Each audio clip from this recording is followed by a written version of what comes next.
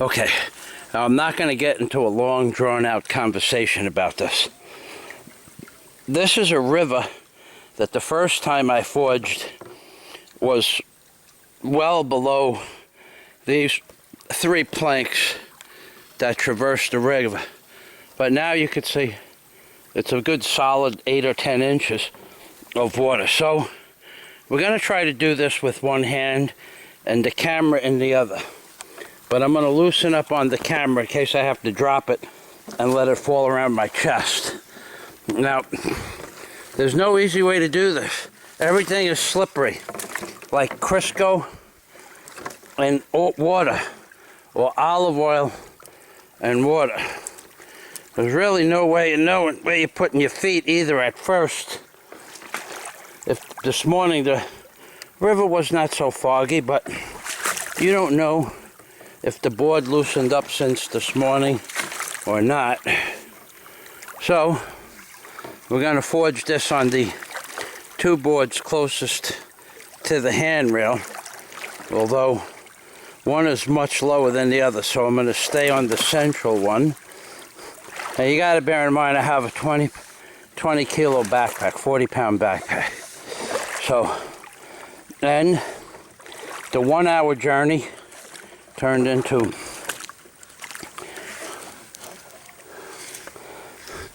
it's 1:30 and we got here at 7.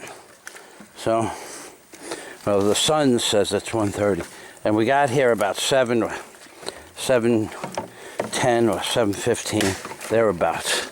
So let's say we started walking at 7:15 and it's 1:30. That's already 6 hours. So there's the river. Oh, this stuff here is unbelievable. It's what they make wrestling matches, the women's mud wrestling matches out of. This stuff here is so slippery. There's no way of knowing if you're going to step on something that looks slippery and is not, or something that looks dry and has 2 inches of slime underneath it. Just no way to know until you get there.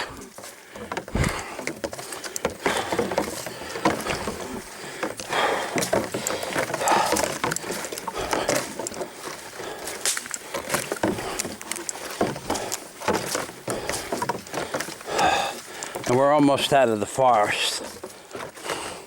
And this is a forest. The forest is at the end. Well, this is a jungle at the end of the forest. And this is, George had a name for it. Some kind of weird bamboo. I don't know. I don't even care.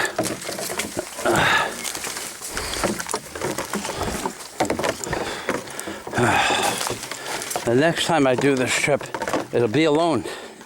Or it'll be with another man, an experienced hiker. Whether I know him or not, it will not be under these. And we will take all day. Because now, you know, I don't know if the people waited or not, I'm not sure. I know Mark waited. He was the tour guide.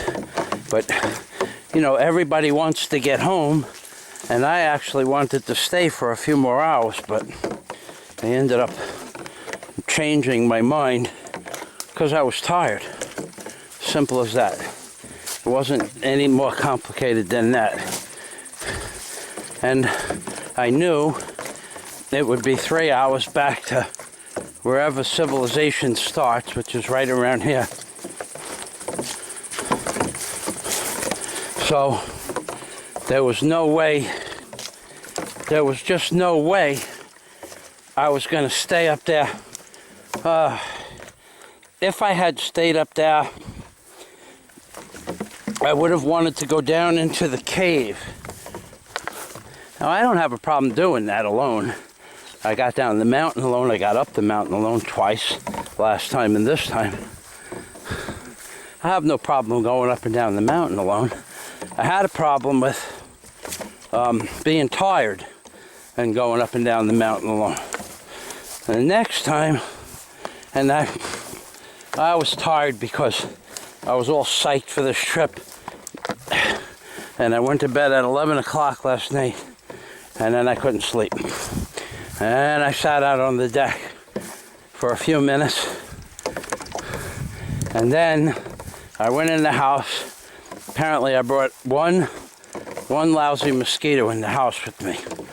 And she, because male mosquitoes don't bite, she ransacked my mosquito webbing till eventually I rolled over on the bitch, or I smacked it. I don't know. But I had about 7 or 8 mosquito bites. Then they got itchy. So then I needed to get up and put stick on there, like a antiseptic stick, which I had packed. And I had it unpacked.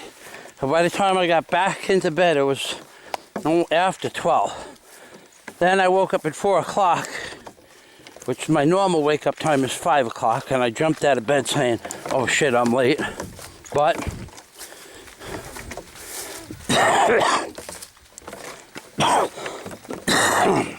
when I jumped out of bed, I was awake. I startled myself awake. So now I'm awake at 4 o'clock with only 3 hours and 45 minutes worth of sleep. Hello, Mrs. Water Buffalo.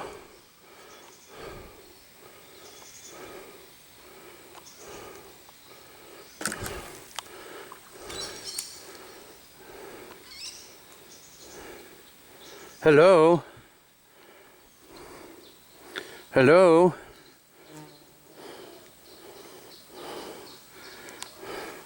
That's a baby. Small horns. So I got 3 hours and 45 minutes worth of sleep. This is the rope. Man, they give this water buffalo a large. Hello, water buffalo head.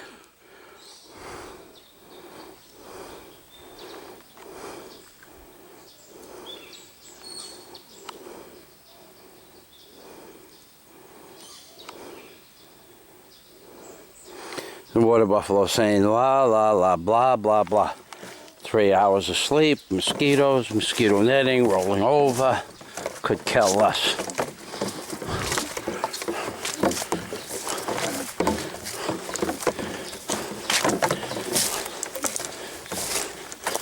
Because the string.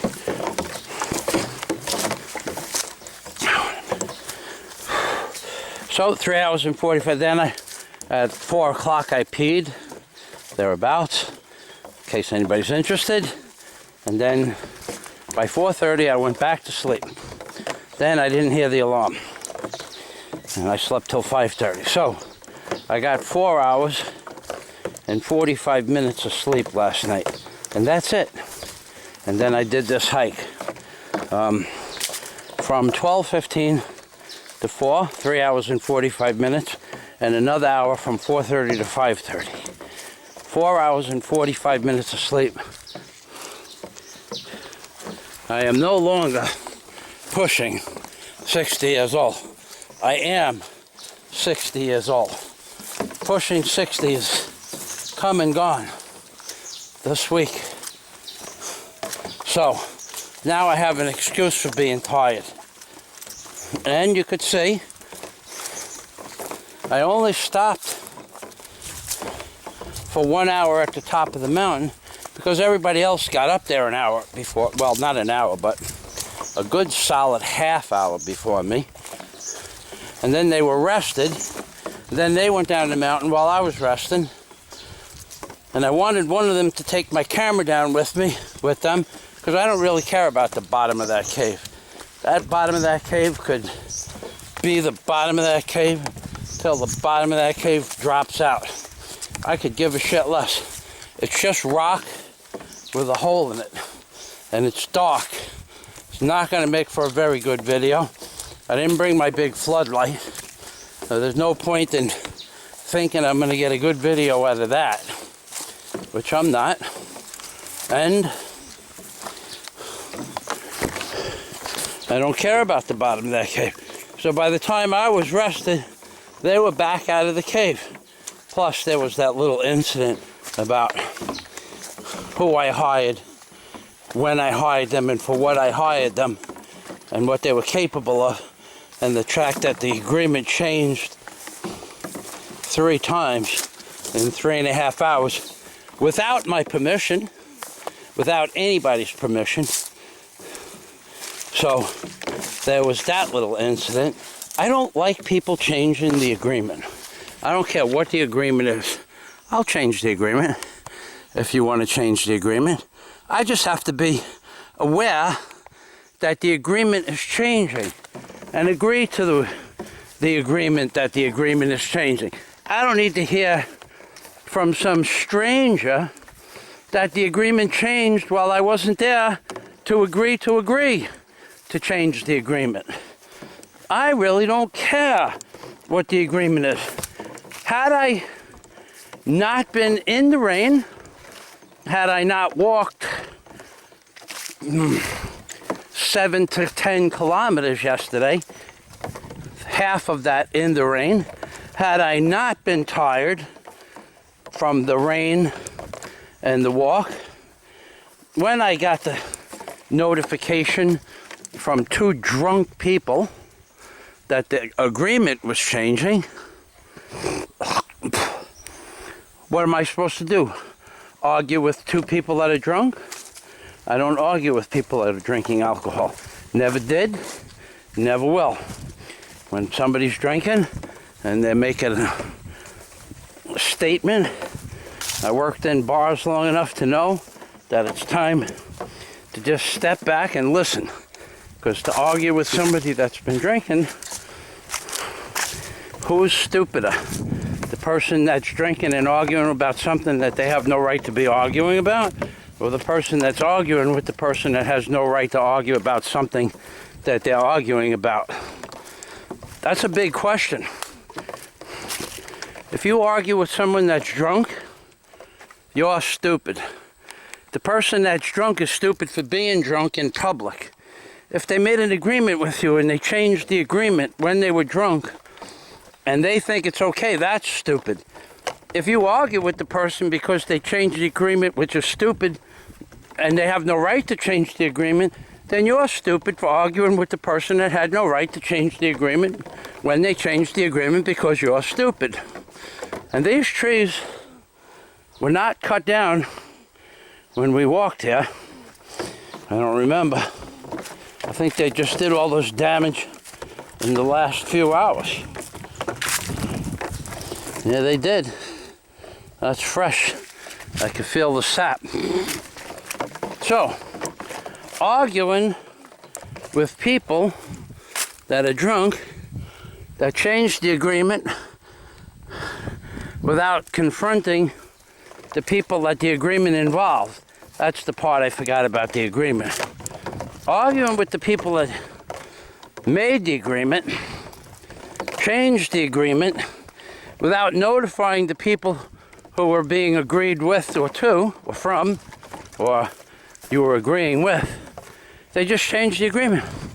So this morning, I don't know the people. I didn't hire the people that I met last night or this morning. I hired a tour guide. So there was a confrontation as to who I hired and for what. Yeah, I agreed to go on the tour, but part of the agreement that I made to go on the tour was that I want to make videos and that I would slow the tour down.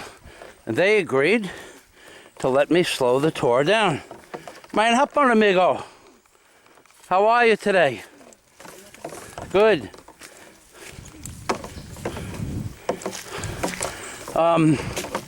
So I slowed the tour down. I don't think anybody got upset about that. Man, if they did, I told them yesterday I was going to slow the tour down. So I kept my agreement. I slowed it down an hour and a half in video making. I slowed it down. I did. But I slowed it down considerable by not, the mushrooms are gone. Somebody said they were magic mushrooms. These are what's left over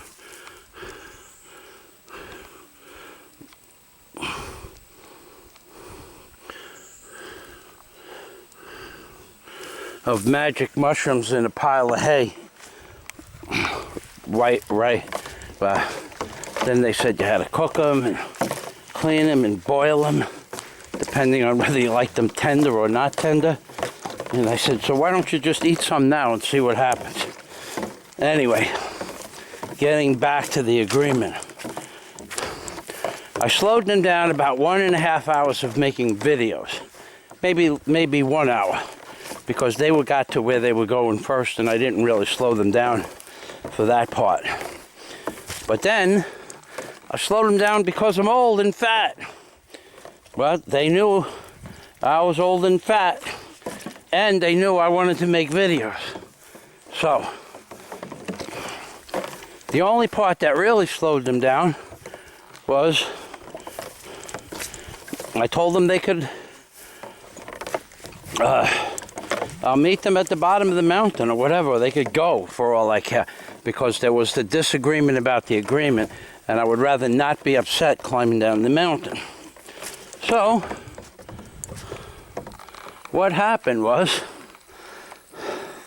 I ended up climbing down the mountain myself anyway, which really wasn't part of the agreement. If you're a tour guide, well, we get into that another. You're supposed to stay with the tour.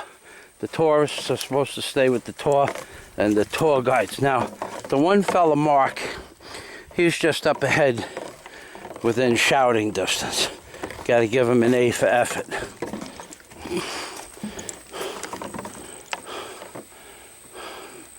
And the girl and there were two girls, the tour guide, Sea Lice, the two girls, Bev and Karani, whatever her name was.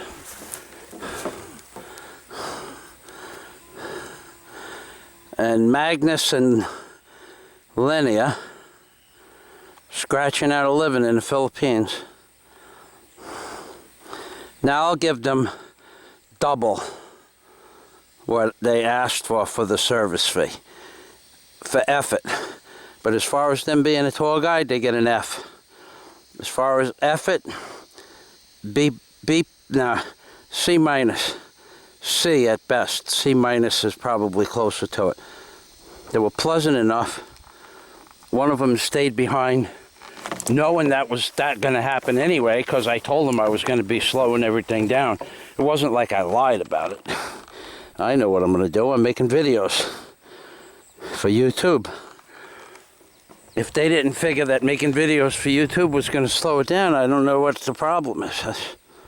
Scratching out a living in the Philippines, baby. The mother scratches, and then the baby hens, they all look for worms. Watch. The mother will scratch, and the clutch of hens, it's called a clutch. The clutch of hens will all dig for the worms. Now, in the city, the mother would have scratched 4 times already. But in the country, scratch once and you get a lot of bugs. Well, that's what a hen does in the wildlife, and that's a nice sized clutch of hens. 2, 4, 6, 8, 9 or 10. That means there's no predators, or she's really good. Now we're going to come up on a water buffalo in about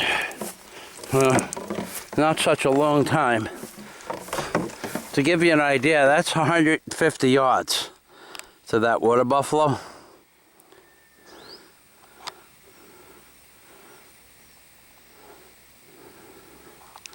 My hand would be steadier, but it's freaking hot. And when I say hot, I mean hot. I would say 95 to 100 in the sun with 100%. Well, humidity has no effect in this world anymore. Because if it was 100% humidity, and it is, see this haze from the mountains says it's 100% humidity. But yet, I'm not perspirating. How's that possible? How is it possible I'm not dripping sweat, 95-degree heat, with a haze that says it's 100% humidity? It's not possible, because what you see as far as this haze is concerned is not water. It may have water in it, but the chemical composition of the atmosphere on this planet is changing with the... Look at this. Look at the smoke on that mountain. I'll zoom in. See where one mountain breaks and the other mountain starts? The smoke is in the distance, yeah? It's everywhere, every day, on a clear day with the sun out. Once you go a certain distance, 1 kilometer to 2 kilometers, you see smoke. On the clearest day with the hottest sun, you see smoke, because our atmosphere is being interfered with chemically. Well, we know that. There's chemtrails all over the world now. And on April 19th, no, March 19th, January 19th, there's a video on Pink Sapphireette. Made a video. I think it was one on the January 20th of 2015. The chemtrails were no longer going to be the same chemical composition. Now, why the government said and notified us that the chemtrails were changing, who knows? Why the article was someplace where Pink Sapphireette could find it, who knows? There's all kinds of theories as to why they notify us about that crap. What the truth is, on that day, the line makers almost ceased to exist in the Philippines. And for a few days it was actually clear, I guess, the transition. And then the smoke started. Much more intense than the previous. So the other chemtrails made lines, and the new chemtrails made smoke.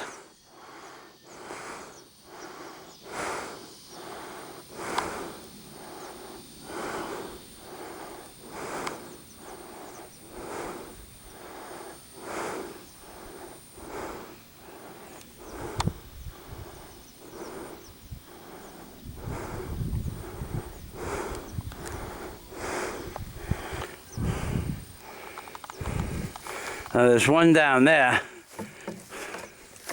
about 60 yards away. Now he, or she, hard to tell the difference.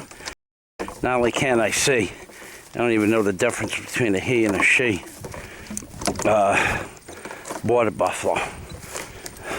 You would think that a he would have a pair of collions, a pair of Manny's boys. That's what you would think. I haven't seen any of those, but I've also seen bulls without those, so I guess they're not quite full bulls. They might be half bulls.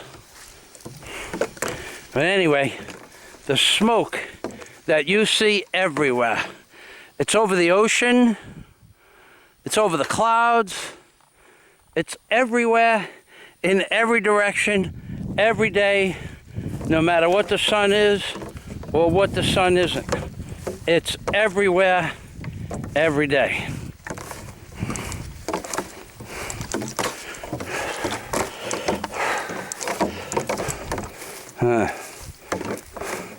Imagine if I didn't know. If I didn't know this bison or water buffalo, what I would be thinking. It was right in the middle of the path. Look at them big horns. Imagine getting hooked up with that, literally. Hello, Mrs. Water Buffalo. Hello. Hello.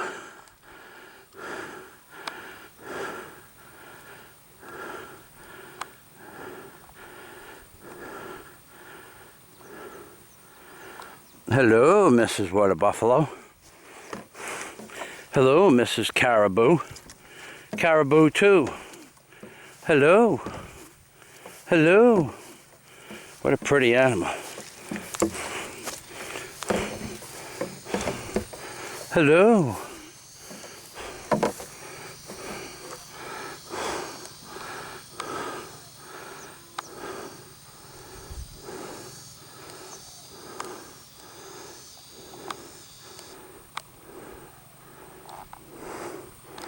Hello, Mrs. Water Buffalo. How are you today? Where is your harness? Is it over there or over there? I don't see it. Maybe you don't have a harness. Ah, it's behind you. Hello. Hello.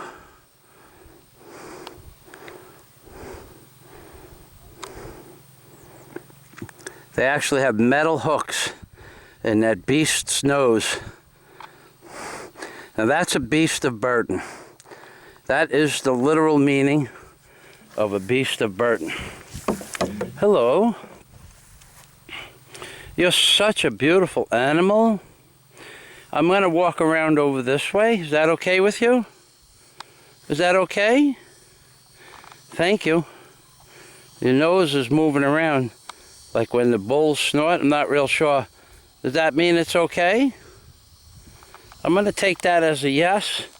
I'm going to go around this way nice and slow.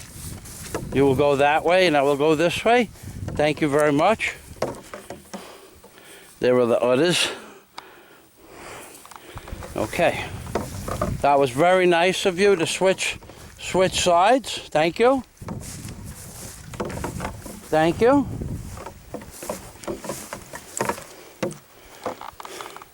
See the smoke? It just starts right on the far side of that cliff. Right on the face of that cliff. Right at the end of this meadow. Right at the end of the meadow on the cliff. It doesn't matter what direction. It doesn't matter what time of day. It's night and day now also. There's no more smoke on the water. Only on a cloudy day. And yet, I just showed you, no perspiration. Nothing. I'm not wiping my face. You don't see any water stains down the front. No perspiration. 90 to 95 degrees in the sun. What looks to be 100% humidity, but no perspiration. And I'm a big fat guy. So how is that possible? How is it possible? It's not possible. They have changed.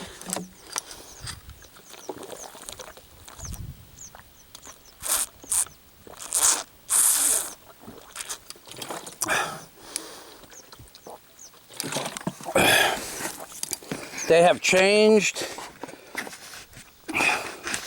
They have changed. They have changed the atmosphere of Earth's atmosphere. They have geoengineered Earth. Make no mistake about it. The Earth I grew up on no longer exists.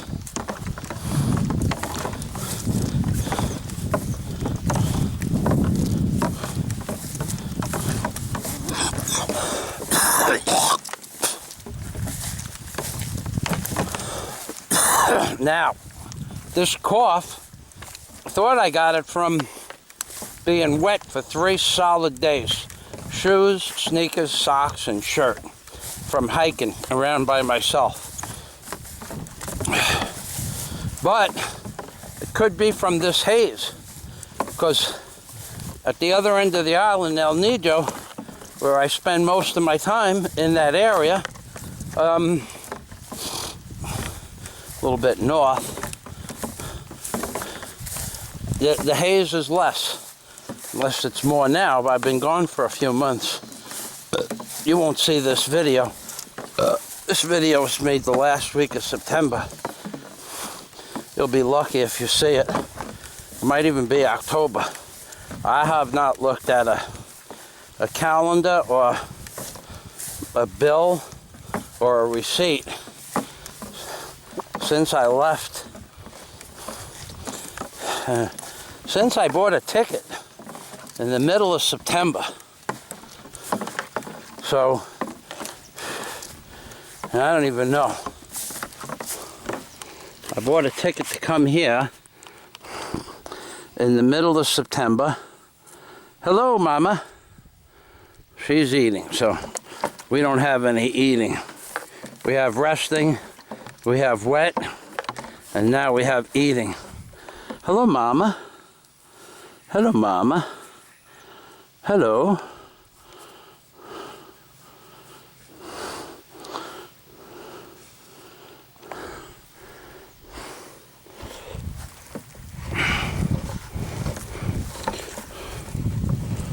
So, that could have been 3 weeks ago. Like I said, I never even looked at the dates on the uploads. That,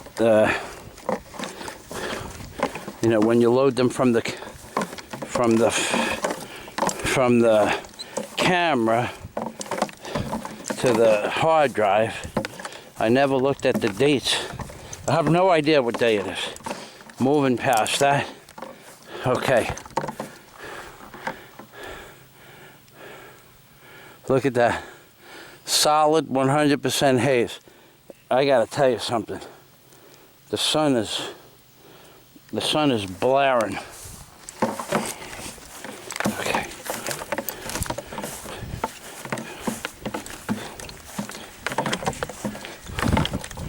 Okay. What I'm gonna do is I'm putting the camera down. Okay. First thing I'm gonna do is drop the machete. Second thing I'm gonna do, drop the pack.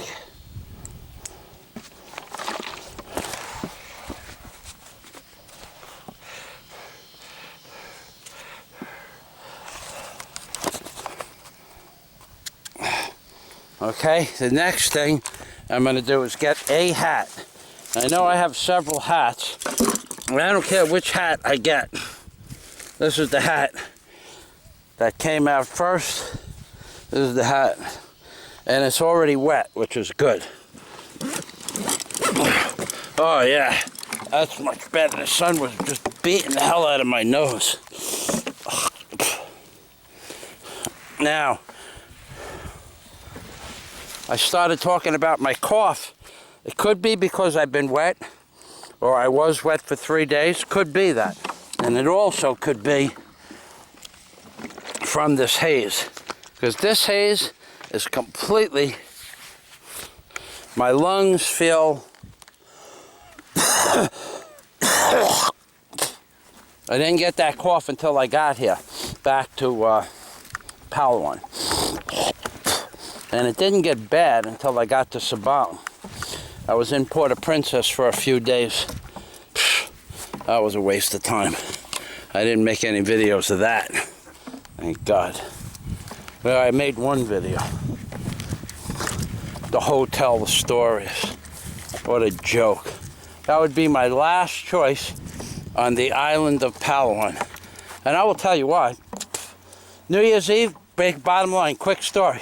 New Year's Eve, me and Lucy went to bed at 8 o'clock, told the proprietor of Astoria's Hotel, wake us up at 11.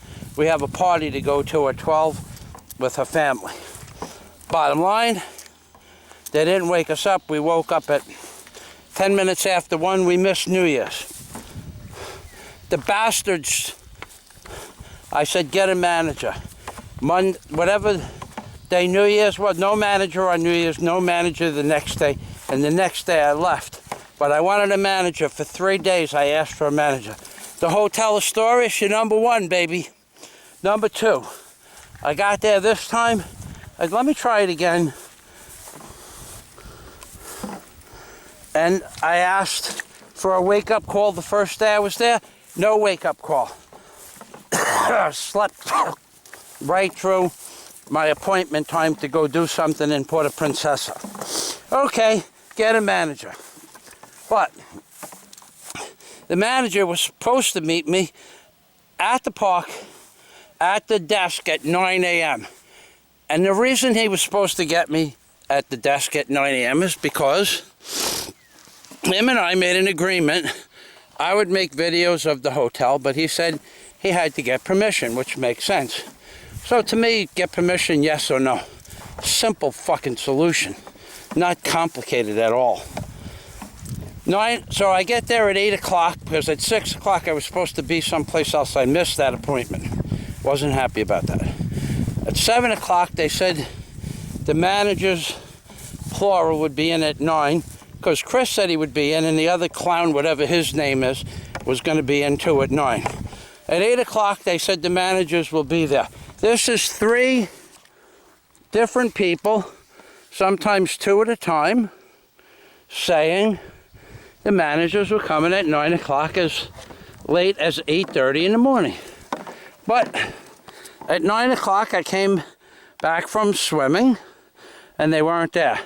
At 9 o'clock they swore, this lying bastards at the Astorius Hotel. At 9 o'clock they said the managers would be there at 10 o'clock. And by the way, this is on video from the Astorius, from a video I made. Well, actually, no, it's not. It's on video from January 1st, from New Year's, that they screwed up, but not this second time because I just didn't feel like making a video. I was upset. They screwed up my plans. They lied to me. So the managers did not come at 9, but they said they were coming at 10. At 10, they said they were coming at 11, but they did not come at 10, and they did not come at 11. Now here, get this. This is what these son of a bitches at the Astorius Hotel do. They said each hour, just to be safe, we'll round it off to the nearest hour. The managers should be in within an hour, which is total bullshit. They never called up to find out where the managers were, to find out what time they were coming, but the managers were supposed to be there at 9 o'clock. That I'm pretty sure, but they never showed up, so they just kept giving them an hour grace period. So the son of a bitches at the front desk, 2 and 3 respectively, depending on when you went there, just lied and said they were coming. So at 12 o'clock, at 11 o'clock, I said, what time is checkout? And they said, oh, you're allowed to stay until 1. I said, screw this, I'm out of here. So I go to the desk at 11:30. Where's the managers? Oh, the managers will be in at 1 o'clock. And then I called her a lying bitch. And I did. I don't know if I said the word bitch, but I called you are a liar, a bakakun ka. Okay? Oh, I will get the manager now. Well, she didn't get the manager right away. I said, I want to get the manager. Oh, I'm going to call the manager. I said, get the manager. She says, I'm going to call the manager. I said, get the manager now. Well, at 12:30, I waited for the manager, and I sat down with this clown named Cris. I call him a clown because he tried to act intelligent by making it my fault that my fault for thinking he was supposed to be there at 9 o'clock. When he told me he was going to be there at 9 o'clock with or without permission. But it was my fault for thinking he should get permission from another third person by 9 o'clock. So when he didn't get there at 9 o'clock, I should know to not know and not count on him. And that would be okay, except that the girls at the counter were absolutely sure that he was coming at 9 and then absolutely sure he was coming at 10. So why shouldn't I believe the girls at the counter? 4 years of school, 2 years of school, and they're bullshit artists? Come on. That's what you get at the Hotel Astorius. If you think you're going to get anything different, you're not. So he comes at 12:30. He tries to make it my fault. I flipped it up around his butt.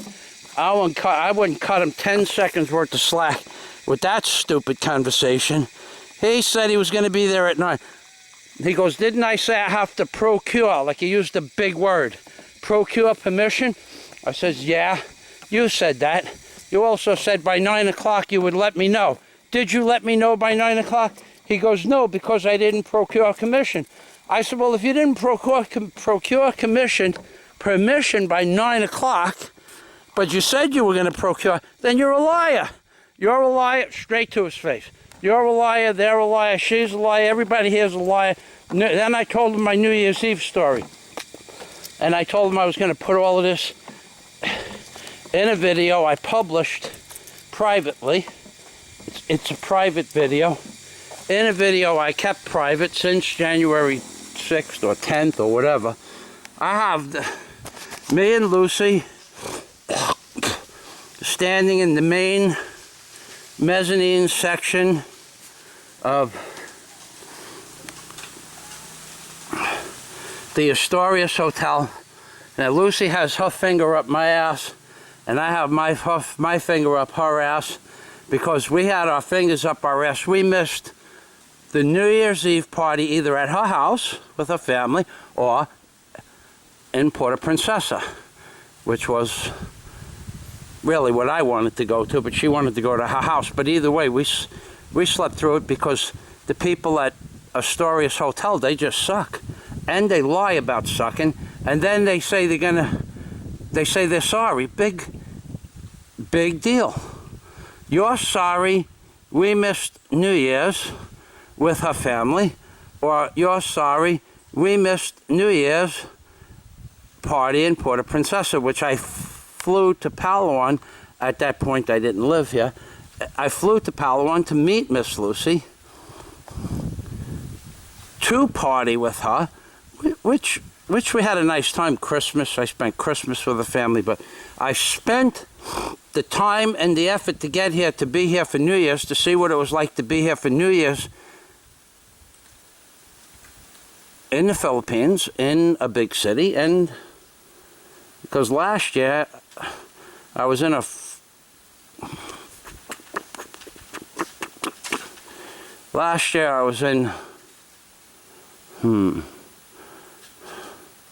I don't know where I spent New Year's last year. New Year's this year, 15th, on the 14th.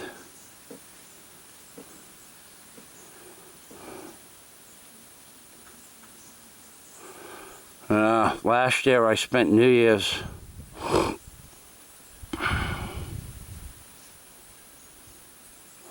wow, it's a year already. Yes, it is. Where did I go?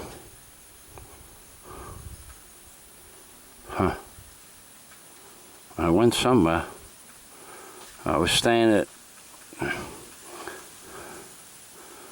a big hotel. I forgot the name, unfinished.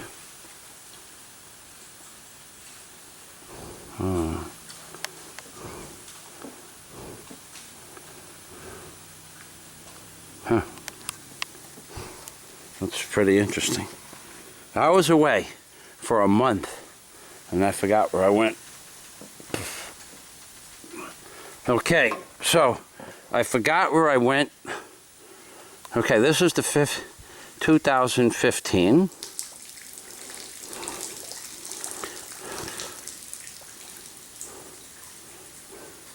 Ah, 2014, 2015 was the Hotel Astorius.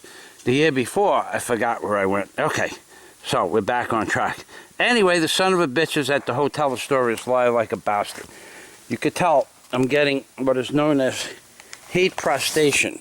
Heat prostration. It's a big word for a lot of you people, but it's a real word where the brain is not getting the right chemical necessary, the right amount of water.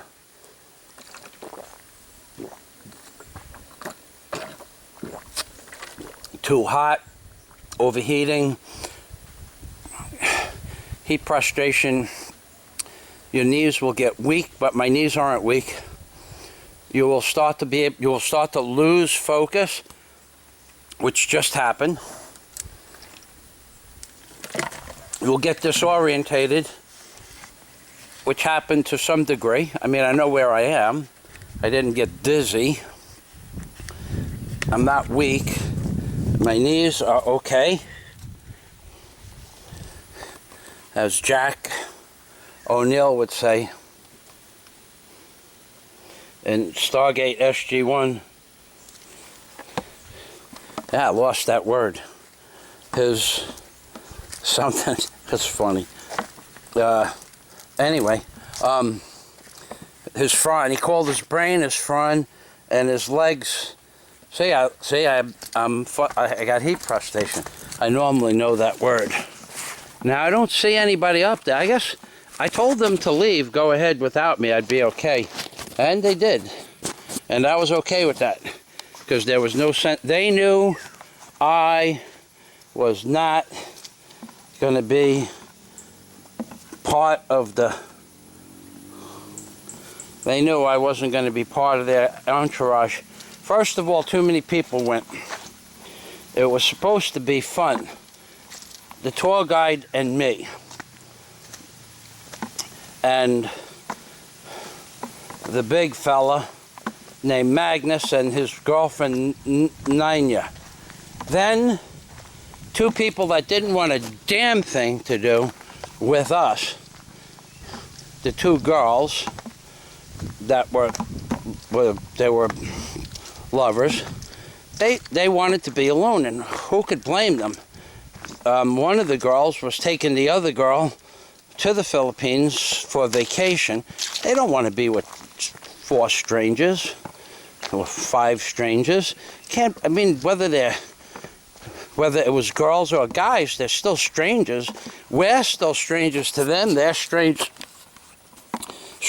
to us. And I kind of got the impression they were on their honeymoon or anniversary. So I don't blame them for not wanting to be with her. Plus, I'm a little bit of a male chauvinist pig, and I didn't project that because I could care less what they do, but I'm not going to be holding it back.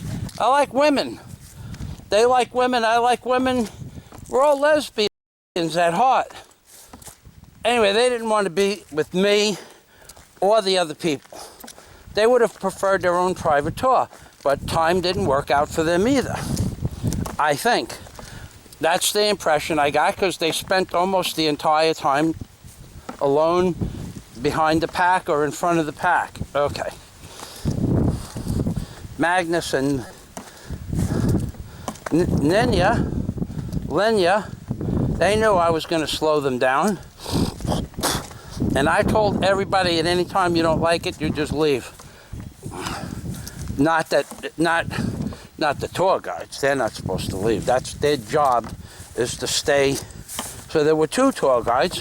One could have split and went with the 2 young ladies. One was, I think, Japanese, and one was from the Philippines. And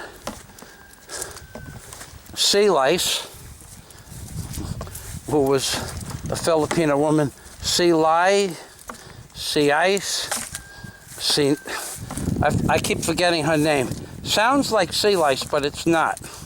So Sea Lice could have took the Japanese and the Filipino girl with her, and Magnus and Linnea, and then Mark, who was the original tour guide, the second original tour guide. The first original tour guide I hired was RJ.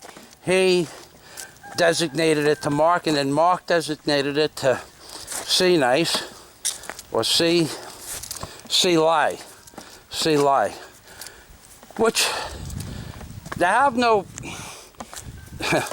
If they were, there's so many things wrong with this tour package. They didn't take our telephone numbers down.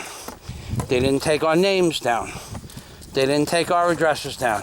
They didn't take emergency contact information down. They didn't take where we were staying. They had no idea where any of us were staying. They have no idea if we're residents of the Philippines or on vacation. They didn't ask us a single question as to who we were. They just said, we will take you on the tour.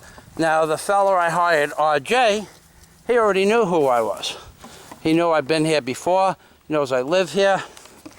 But the other ones have no idea who we are. But RJ doesn't know my name. No one knows my name. No one knows which hotels I'm staying in.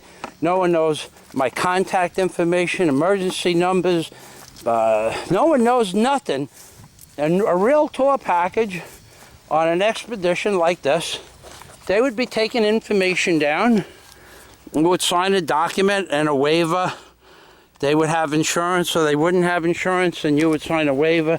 You accept their insurance policy practice, or you accept the fact that they have no insurance and you do it at your own risk, which would be what it would have been. But except that here's the problem. The people in the Philippines don't have much. So if they said they were tour guides and you got hurt, you could sue them, you could win, but you'd never get any money. And you'd spend 40 or 50,000 pesos on a lawyer and get a lien for your hospital bills for 500,000 pesos, but you wouldn't get any money. So the money you spend on a lawyer, you might as well put towards your hospital bills, because they don't have insurance and they're never going to have any money to pay you. They're never going to have a job on the books, because it doesn't work like that here. So you're at your own risk at all times, everything you do. Motorcycle, ATV. You rent a motorcycle from a guy in the street. Here's how he does it. He walks up to you, he says, I have a motorcycle. Okay, I want to rent your motorcycle for 4,000 pesos a month. He says 3, 4, 5, 6, whatever he wants. You say okay. He brings the motorcycle to the place that you're living the next day or that afternoon. He gives you the motorcycle. You hand him 4,000 pesos in cash. He doesn't even take your name down. Doesn't even know what your name is. If he takes your name down, you put it on a piece of paper. He has no way of knowing if that's your real name. Even if you had identification, he doesn't look at it. So it really doesn't matter if you have identification here or not. Well, if the fact that you're here means you had enough identification to be here. But the fact that you have no identification to them, they don't care. Mayan hapon. They have enough. They got you 4,000 pesos. Now, there's no insurance on the motorcycle. I never rented one. I'll be talking out of my hat if I started giving you information about that aspect. I don't think there's theft insurance or collision insurance. The Filipinos don't need insurance, and that you rent it from a Filipino. If you damaged it, theoretically you would be responsible, but in the same theoretical scenario, they don't even know who you are. You could just come home, pack your stuff, and leave. Or move to another village. Or go to another part of the Philippines. I would never be able to find you. And that's what the guys in the Philippines would do if you got hurt. They would just go to their cousin's house in a province somewhere. The lawyer would say, oh, I'm going to find that person and we're going to bring him. They're never going to find him. Never going to bring him to court. Never going to get any money. You're never going to get any satisfaction in any way, shape, or form. So anything that happens to you here in the Philippines, you're on your own. If you don't believe me, all you people out there with the thin skin that don't believe Michael Fazio is telling you the truth, that's your problem. I think we are here. That's a machine. And I think that house right there, I almost walked right past it. Yep, that blue flag. And there should be a piece of white stuff around here somewhere. No, that's the white stuff that I saw this morning. Okay, this is it. Mayan hapon. Yep, there's the coconuts. Here's the path.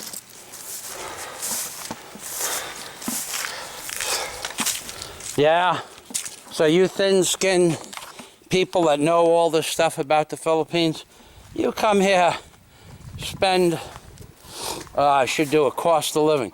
it costs me more to live here than you could probably afford if you have to ask. We'll leave it at that. All of you, why don't you bitch about my shirt? And I have the same shirt on for 2 years. Go ahead, you can't afford a shirt. Or, bitch about my hair. I had a guy last week. Actually, it was a funny comment. I think the guy is Don Rickles incarnate. He told me to get a haircut so I could look and act more like a Filipino. He had to be kidding. He just had to be kidding. I mean, I might be able to look more like a Filipino by getting a haircut. But I doubt if getting a haircut would make me act. I don't know where he got that from. It could have been the comment of the month. I have no idea where that came from. I don't know if he was serious. I don't know if he was making a joke, half serious. I don't. Anyway, you guys want to come to the Philippines and you want to know how much it costs to live here? If you have to ask, I assure you, you can't afford it. Now, that being said, I will tell you how much it costs to live here. 3,000 pesos every 2 months. 6 times 3 is 18,000 pesos plus 3,000 pesos for your immigration only. 21,000 pesos. Add another 3,000 pesos for transportation. It's 25,000 pesos or $500 a year for immigration fees only. Now, you have rent. Add another 20,000 pesos a month if you get a nice place, or 10,000 if you don't get a nice place, times 10. So you're up to 25,000 pesos, and add another 20, that's 240,000 pesos. So you're up to 265,000 pesos a year for your rent and your immigration only. Now add $300 a month for food and beverages, or 12,000 pesos a month times 12, 265,000 plus, I think I made a mistake there, but plus another 12 times 12, 144, that's 300, that's 400,000 pesos for food, immigration, and rent. Add another 50,000 pesos, where were we? 260, 400,000, add another 50,000, 450,000 with air conditioner. Add another 50,000 pesos for miscellaneous stuff. If you want to make videos, add 100,000 pesos a year, minimum. So we're up to 650,000 pesos a year. Now, you want to have fun, go on vacation, add 50,000 pesos for each 2 or 3 week vacation.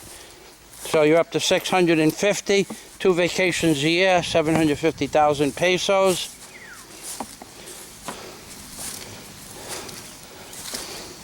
If you need a camera or a computer, it's not cheap here. 50,000 pesos for a good computer, 750, 800,000 pesos. Figure $1 million pesos, you know, if you want to live comfortably like you live in America.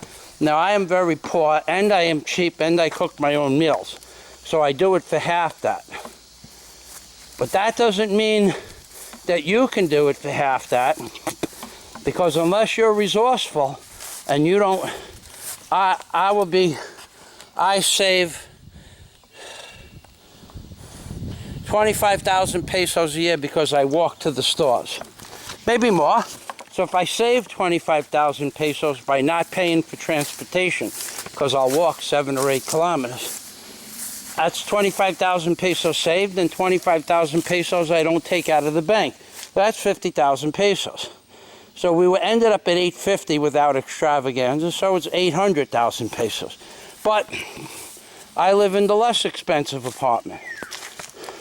I live in a clean, new place, but less expensive.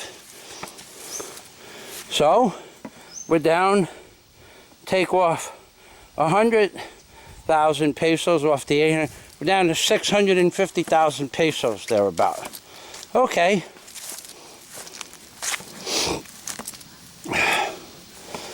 I cook my own meals. I told you I don't use much air conditioning. So we'll take off another 50,000 pesos. We're at 60,000 pesos a year. I don't buy expensive stuff. These sneakers are 2 years old. These shorts are 4 years old. The shirt is 15 years old or more. So, this guy is probably waiting for me. So, figure 500,000 pesos, which is about 12,000 American dollars a year, is what you could live here for. Now, there's a fellow named Cris, a Brit from England, named Cris, who says he lives on 7,000 pesos a year. God bless him. That's got to be hard to do. With his immigration fees alone, he's not living extravagant. And one more thing. When you people on YouTube, when you see a man asking for donations because he makes videos, if you don't like that the person, if you don't like the person, or you don't like that the person's asking for donations, come here and do it on your own. You do it for free. Okay? I don't ask for donations, and I might change my mind about that, but I don't ask for donations because I'm okay with what I have. I'm self-sufficient. But you get a guy like Cris, a Brit in the Philippines, who asks for a donation. The guy's living on a shoestring, and you gotta complain. He's got nothing. He's in a foreign country, in a foreign land. He has to depend on people that may or may not be reliable, but it's hard for him. It takes a long time to find out. When the guy asks for a donation, and don't say, what do you? But I've seen people bitch about other people asking for donation. Even the guy from Dumageddon, whatever his name is, he's got a service. He runs advice service. I would take his advice. Yeah. but I was only kidding. But he wants to make some money. He's spending a lot of money to be here. I don't agree with what he has to say most of the time, but that doesn't take away from the fact that he's doing you a service. I don't even like the guy. He knows I don't like him. He don't like me. People say he doesn't like me. People say I don't like him. I'm not the guy personally, but I don't like his style of making videos. I have to find, if I wanted to be like him, I'd have to find a bamboo fence or an escalator. I don't see any bamboo fences or escalators, so I can't be like him. But that's not the point. The guy wants to make a few shekels, a couple of rubles, some iron, some scuttle, a little bit of cabbage, some greens, some Pringles. He wants to make a couple of dollars. He's entitled to that. He's providing you with a service. Let him make a living and shut up. You people, you thin-skinned people on YouTube, you can't take any criticism, but you don't have the money, the guts, or the balls to come here and do it yourself. So, what I used to tell people is when they wanted to be the boss, you be the boss, and I'm nothing, which makes you the boss of nothing. That's right. Oy vey. And shalom from Michael Fazio in the Philippines. You heard it here first, second, and third. Bye. Oh, and going back to the donations. If you don't like the idea that the men ask for donations, just shut up and move on to the next video. You don't have to watch their video.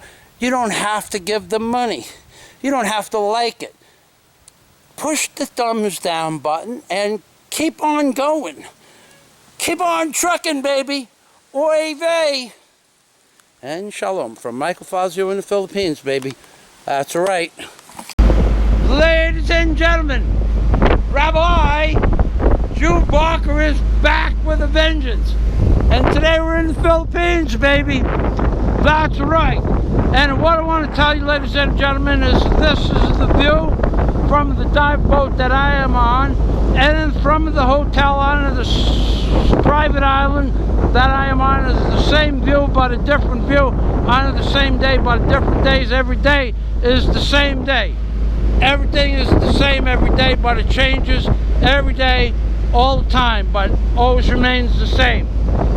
That's right. Now, we're on our way to 3 different dives, 2 deep dives and a coral dive, and I'm going to be the one to teach scuba diving today, because I am Rabbi Chewbacca, scuba instructor, baby. That's right. So we'll start out with the tank, and you see those weights over there? I have a thing I'm going to do with the weights over there. I'm going to have a special guest from the White House. He's again suited up. That's right, ladies and gentlemen. Guessed it. You guessed it, ladies and gentlemen. It's Mr. Obama, scuba diver. That's right. Number 1, Mr. Obama. He's suited up, but what he notices, he's missing something, but you do not know what he's missing, because you are not a Rabbi Chewbacca, baby. What he's missing is he's going to float up to the surface like a cork, and it will not be able to go down into the water underneath the meters, into the depths of the wrecks. So we're going to make Mr. Obama negatively buoyant, and here's how we're going to do this. First, we have to try 3 kilos, 6 pounds. Let's see if this is enough for Mr. Obama.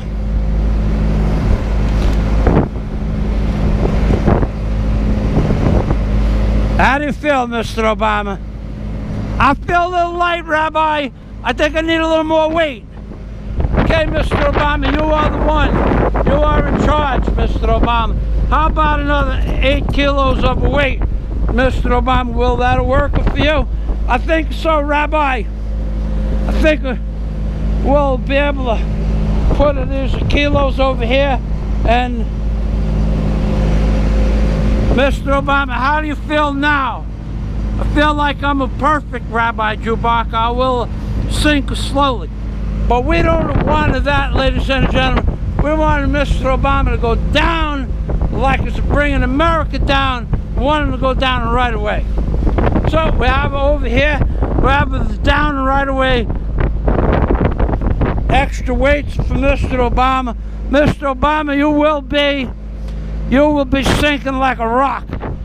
From your lips to God's ears, Rabbi Chewbacca. That's right. So what do we have here? Have some more weight for you, Mr. Obama. Is that enough? That's too much, Rabbi Chewbacca. Could it never be enough, Mr. Obama? Because we want you to be down there first, like you bring America down first and last. So here's another 10 kilos of weight for you, Mr. Obama, because you're a bad Obama. That's right. Oh, well, Mr. Rabbi Chewbacca, no. Yes, Mr. Obama. You lied about Syria. Every one of these weights is a karma. You were going to sink like a rock, like you made America sink. That's right. We'll put this over here like that. Oh, well, hold this one is special. In case you do not go down fast enough, I will hand this off to you like you handed off America to the foreign countries and you destroyed our Constitution. No, Rabbi Chewbacca, please, I'm sorry. There's no apologies, Mr. Obama. This is a no apology strategy. You will be the one to go scuba diving with Rabbi Chewbacca. You will be number 1, first down to the bottom. Rabbi Chewbacca, I'm so sorry. No, Mr. Obama, you have lied to the people. Only thing was true is your fundamental change. You haven't destroyed America, Mr. Rabbi Chewbacca, I'm so sorry. No, Mr. Obama. Let's make sure you have air. Yes? Is it good? It's good for you, it's good for me. There's not enough air. Don't worry about it. Where you're going, there will be bubbles in the wreck. You will be able to breathe from the bubbles. Because that's what you have given America. No chance to breathe. And then now you will be the one to breathe from the remnant, the bubbles. But I don't know what I'm talking about. I'm making this up as I go. How am I doing?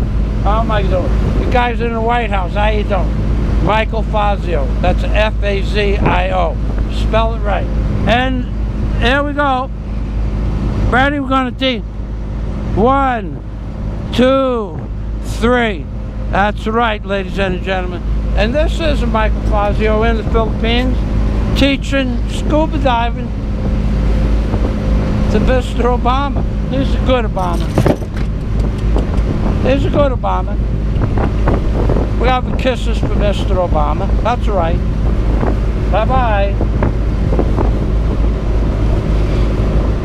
Number one. Number one. Number one out of what? You are number one, Mr. Obama. Number one.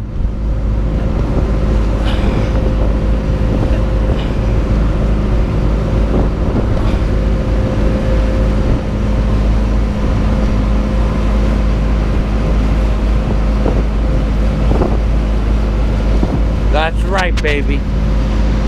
More fun in the Philippines.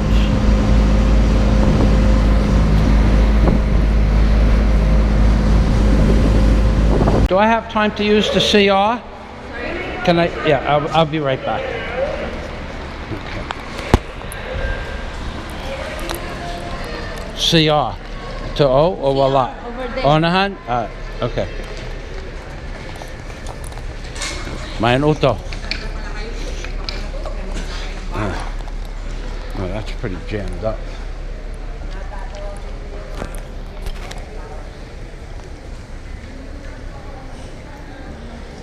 Wow. You won't be able to put the camera on the net.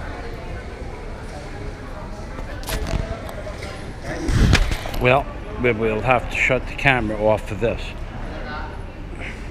So, let's look at these newfangled phones.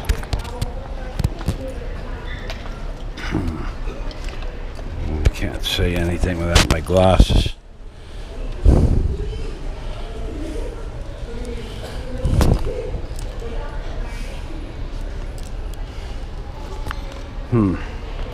Well, it's in Filipino and English.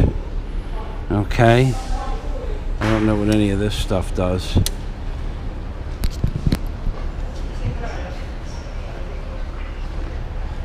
Here we go. Local call rates. 1 peso per minute. Cell phones are 8 pesos. That's 16 cents per minute to call a cell phone. That's freaking rape.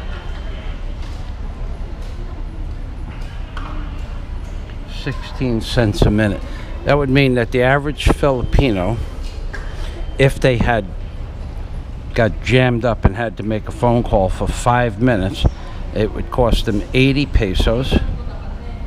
8 pesos, 40 pesos. It would cost them an hour's wages, but it would be more like 2 days savings for a 5-minute phone call. Boy, these cell phones and internet services in the Philippines, mine uto, they just jam it in you. Change. I guess you could put money in. Oh, you could put pesos in here. Well, anyway, we're gonna shut this off now. We're gonna use what is known as the CR, and then we will go back over to the transfer station, head to Powell. See you later. Ladies and gentlemen, we're gonna discuss antique scuba gear, which actually my decor and my Oceana regulator is an antique, because in fact it is more than 25 years old. And this looks like a gravitational effect that the sun has had on the clouds, but that's not what we're here to talk about. We're going to talk about man-of-war jellyfishes, and we're going to talk about white sand beaches in the Philippines. Now, this isn't the whitest possible sand, but it's real close to it. And look what we have here. We have a man-of-war jellyfish that washed up on shore. Now, I'm going to show you, this is the biggest jellyfish I have seen in the Philippines. It's about 16 or 17 inches in diameter, and this bottle is 750 liters. And I'm going to wash this off and make it glisten in the afternoon sun. And now you can see around the edges are the tentacles of the jellyfish. Now, these tentacles can be very long.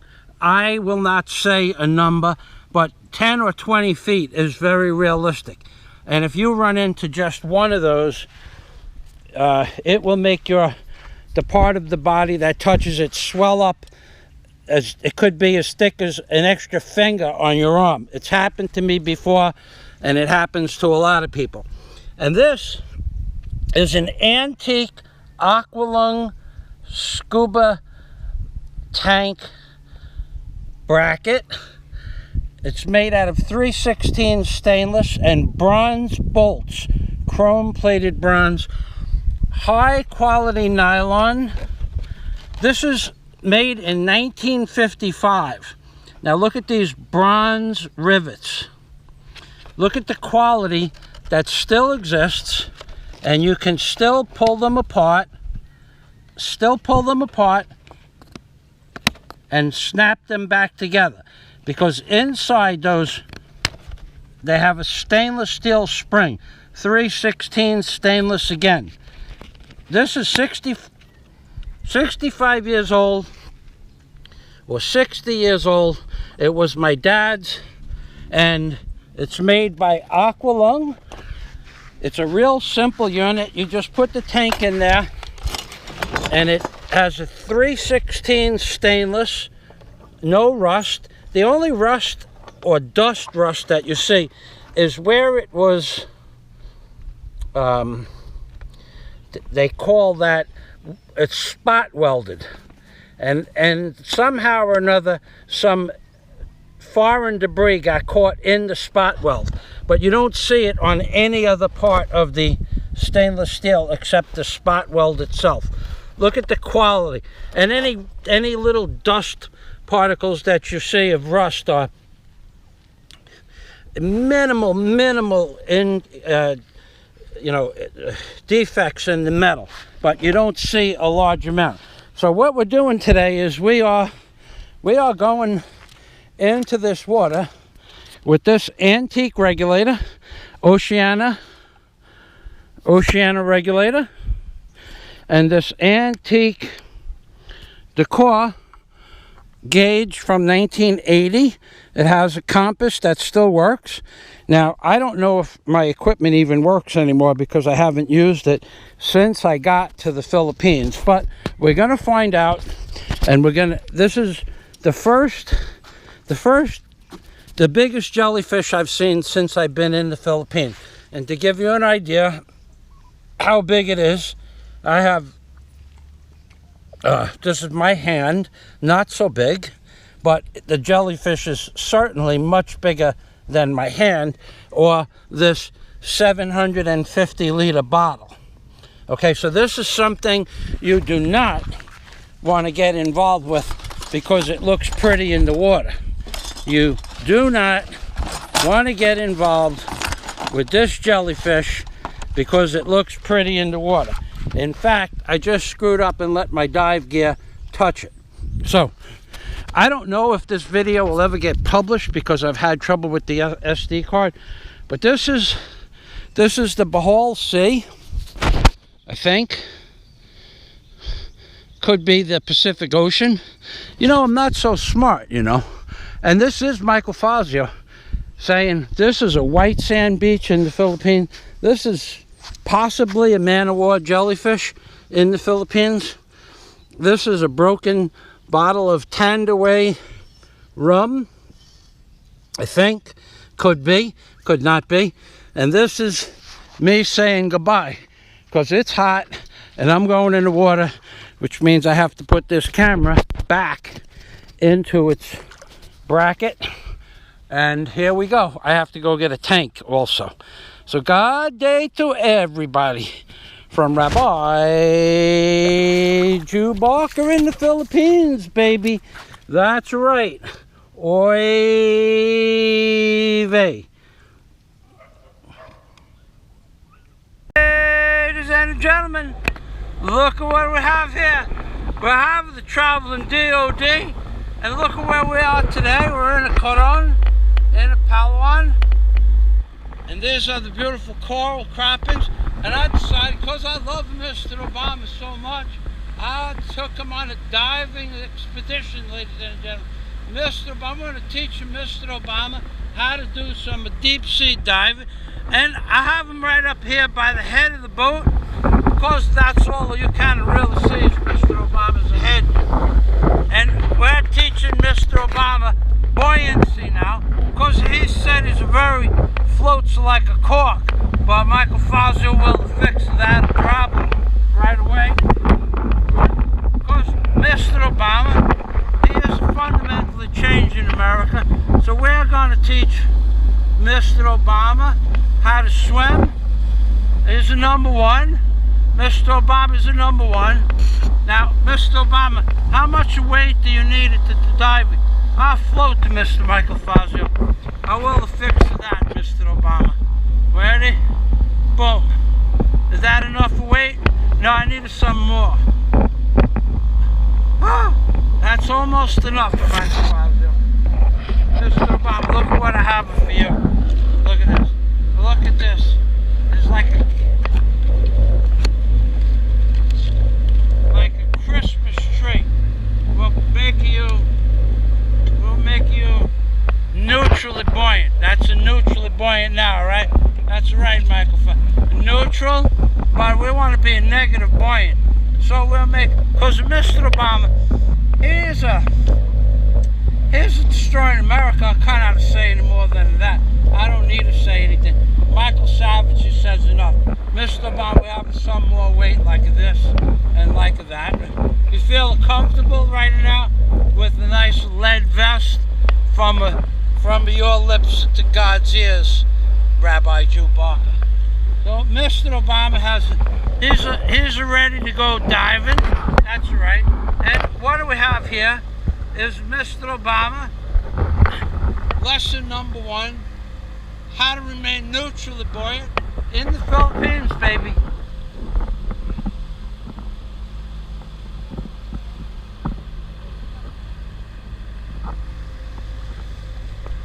Oh no! Mr. Michael Fazio, stay away from me with that lead.